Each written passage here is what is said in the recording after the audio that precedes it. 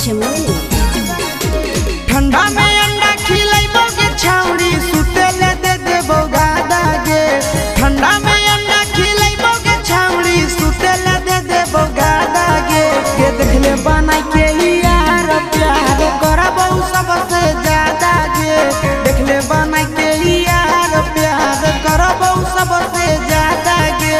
ठंडा में अंडा खिलाइबो गे छौड़ी सुतेले दे देबो गादा गे।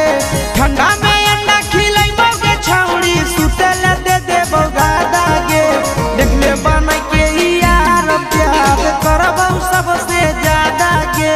देखले बनाई के यार प्यार करबो सबसे ज्यादा गे।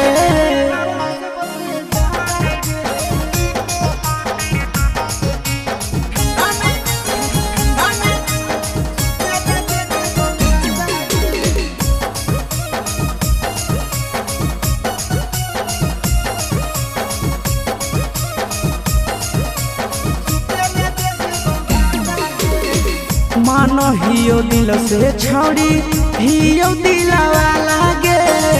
कतही नहीं मिलत हो ऐसन प्यार करे वाला गे। अहे गे मानो हियो दिल से छौड़ी हियो दिलवा लागे। कतही नहीं मिलत हो ऐसन प्यार करे वाला गे।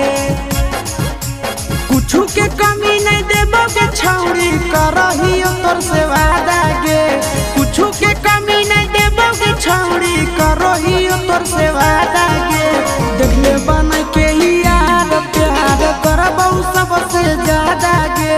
देखले बनाई के यार प्यार करबो सबसे ज्यादा गे।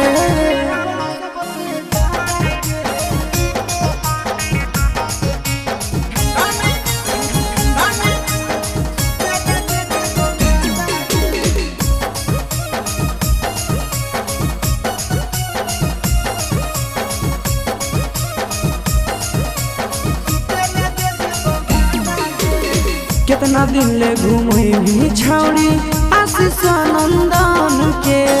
कोई भी हमर सुख छौड़ी खुश रहतो मान गे। कितना दिन ले घूमे भी छौड़ी आशीष नंदन के। कोई भी जब सुख हमर खुश रहतो मान गे। आगे तोरे बना